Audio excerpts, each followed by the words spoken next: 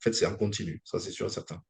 Et le calvaire porte bien son nom, hein. On voit bien, c'est la fameuse croix romaine de torture, où on voit un personnage qui est supposé être le prophète ultime, que beaucoup vénèrent encore aujourd'hui, et qui souffre. Donc en fait, on donne notre consentement à la souffrance. Voilà, quelqu'un cloué sur une croix, ça s'appelle un calvaire, il subit un calvaire, et ça, c'est à tous les croisements telluriques possibles.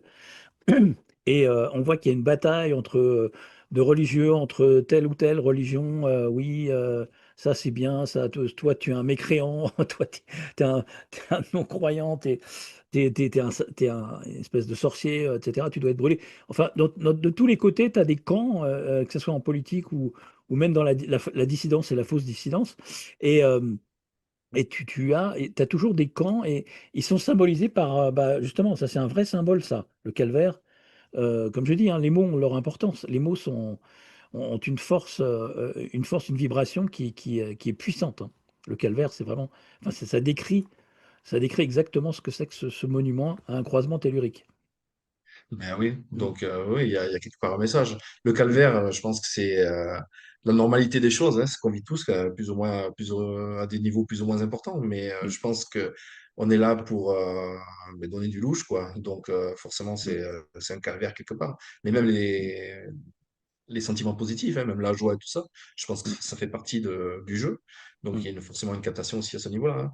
Du moment que tu mm, veux de l'intensité, il faut que tu aies un écart entre le plus et le moins, quoi. Donc mm, le but du jeu, c'est qu'on ressente le maximum de sentiments possibles, allant du plus négatif au plus positif, ça c'est sûr, hein. Mais on mm, est dans une forme de calvaire, et c'est vraiment, je ne veux pas dire que c'est un clin d'œil, mais c'est quand même assez parlant que ces calvaires, justement, où tu as ces croisements de réseaux, donc là où l'intensité est la plus importante, mais ils soient marqués et qu'il y ait une croix dessus, quoi. mm, Et voilà. Et par exemple, lorsque tu vois, oui, un Jésus sur une croix, pour moi, la croix, c'est aussi un cube de matière qui est déplié, quoi, hein.